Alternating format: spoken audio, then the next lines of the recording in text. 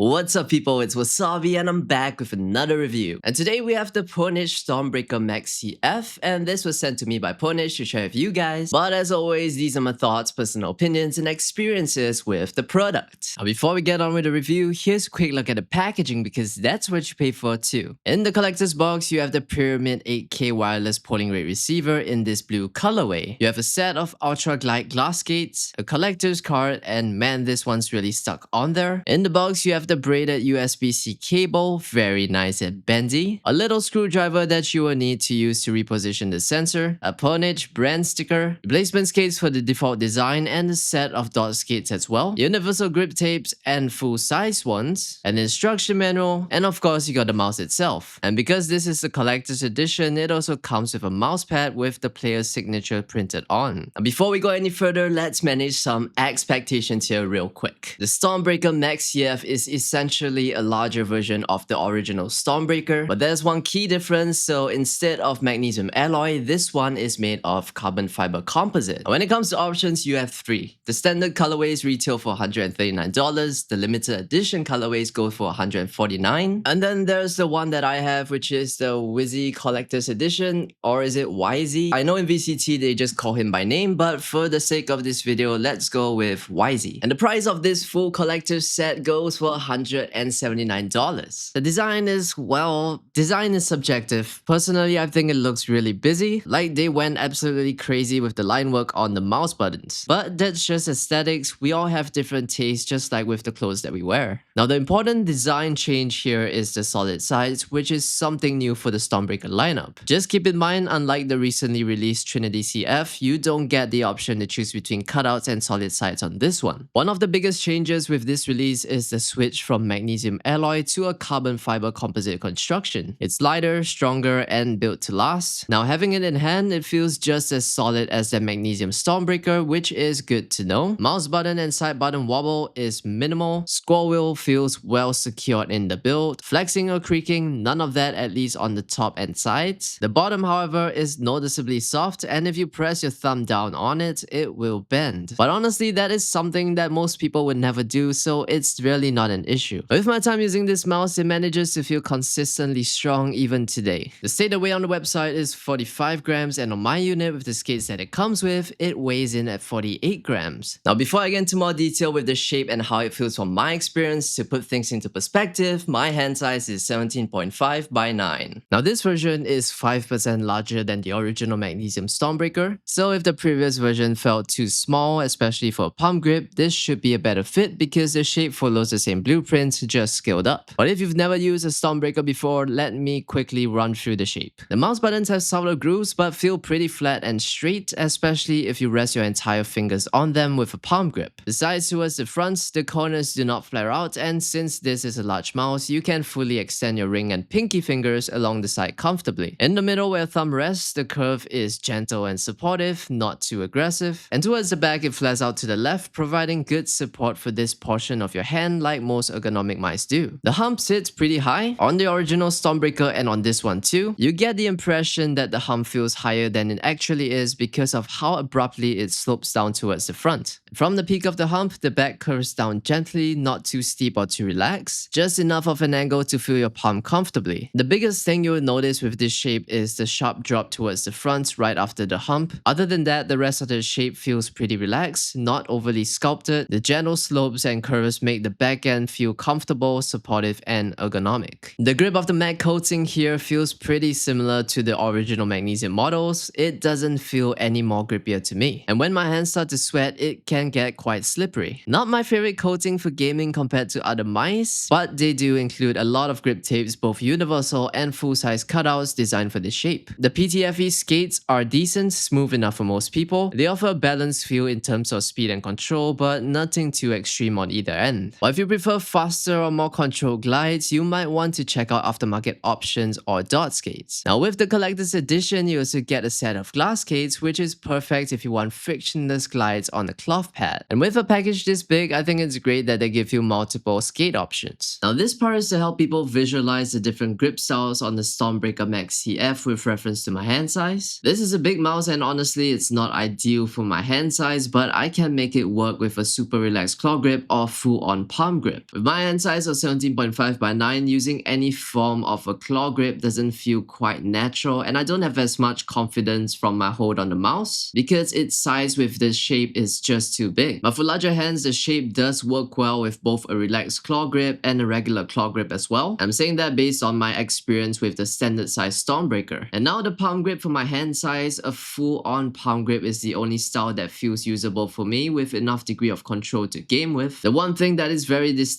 about the StormBreaker shape is the steep drop from the tip of the hump to the front of the mouse. And this is quite a unique feeling, but you need to have the peak of the hump right under where your fingers bend, because if not, it feels a little awkward under your fingers. And for the fingertip grip, yeah, this really isn't the mouse for it. With a mouse this large, and especially because it's an ergonomic shape, I can't imagine any hand size getting the best experience from using this grip style here. This mouse has Omron optical switches, which were first introduced with the BLG edition and the Platinum colorway that got the 8K hardware update. I get that the lineup can feel a bit confusing from a consumer's perspective, but for this release, just know that it's using Pwnage's latest tech. Now, Omron optical switches generally feel great in Pwnage mice, and the best example would be the Pwnage Trinity CF, which also has a carbon fiber composite build, and it felt pretty good with these switches. And here in this much larger ergonomic design, the feel and sound are pretty similar. The switches are also very sensitive, and I do experience slam clicking, so I found myself relying on the slam click prevention in the software. But aside from that, very little pre-travel on both mouse buttons, some post-travel after the click, and a bit of that dampened feeling at the end. And on my crispy meter with the way it sounds and feels, I will put them right about here. The side buttons are great on this mouse. They're large with a secure fit in the mouse with minimal play, and they're very light to press, making them feel very responsive. There's also very little pre and post travel with the side buttons, which adds to the effortless feel and feels very spammable if that is something that you want with your side buttons. The scroll wheel feels very similar to the one on the Trinity CF. It's sort of a dry feeling scroll wheel, but the steps are very distinct, and you definitely get a good sense of feedback as you go through each step. As for the clicks, they require a firm press. I do think the scroll wheel is one area that could use some improvement to elevate the overall premium feel of their mice. You see, a smoother scroll wheel experience and a little dampening in the clicks could go a long way if they want to set themselves as a premium class gaming peripheral brand. Now here's a quick sound test to give you a better idea of how this mouse sounds.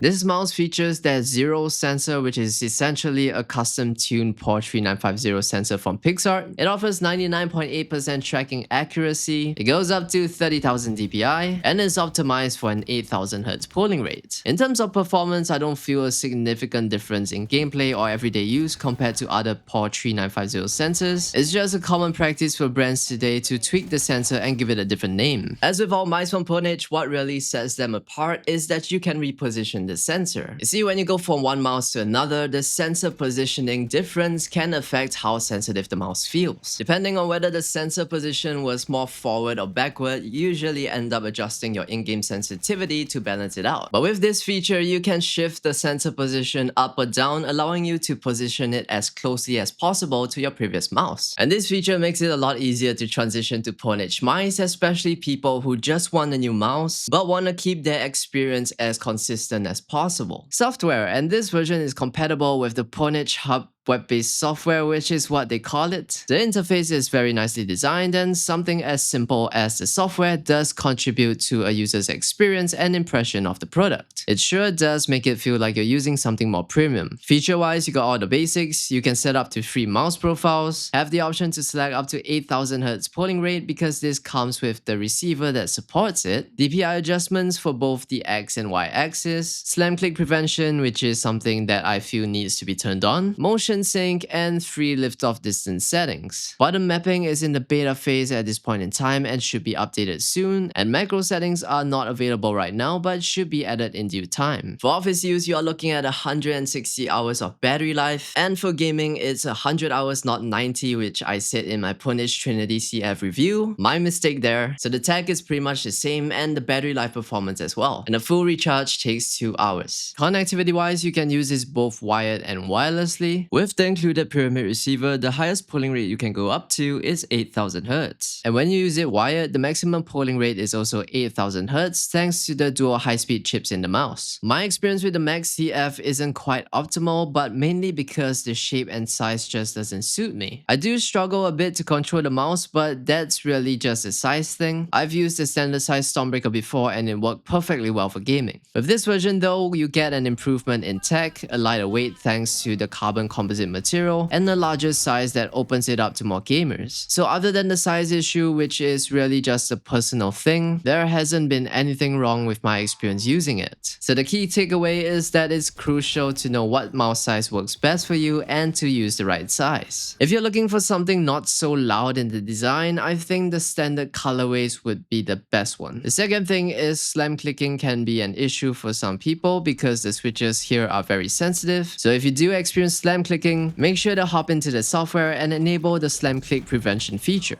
Now final thoughts and what do I think of its value? For the collector's edition, if you're really into this black, blue and silver colorway, you are pretty much locked into getting the full set because they don't just sell the mouse in this colorway by itself. Now having the additional accessories and the big box is a nice touch for the experience, but personally I find the mousepad to be a little lackluster. It doesn't feel as nice to use compared to other gaming mousepads, so for me the pad is just gonna stay in the box. And the only thing special about it is the printed Whzy signature, but unless he actually signed it himself, it doesn't really add significant value to the collector's edition. As for the value of the StormBreaker Maxi F, I honestly see it more as just a larger size option for people who are interested in trying out their ergonomic shape. Aside from the carbon composite build, the difference in weight, and the POR 3950 sensor instead of a POR 3395 is essentially the same mouse. An interesting thing to note is that the standard colorway of the StormBreaker Maxi F is $30 cheaper than the Magnesium StormBreaker 8K. For people with medium to small hand sizes who are really interested in trying the StormBreaker, it might be worth just waiting for a normal size StormBreaker CF. The cost savings and the latest tech make it an appealing option, especially since the difference in the build quality and feel, in my opinion, isn't significant enough to justify the higher price of a Magnesium StormBreaker. That is of course unless you love having that material in your hand. Anyway, thank you for watching. If you enjoyed the video or found it helpful in any way, please leave a like and subscribe to support the channel, and I guess I'll see you in the next one.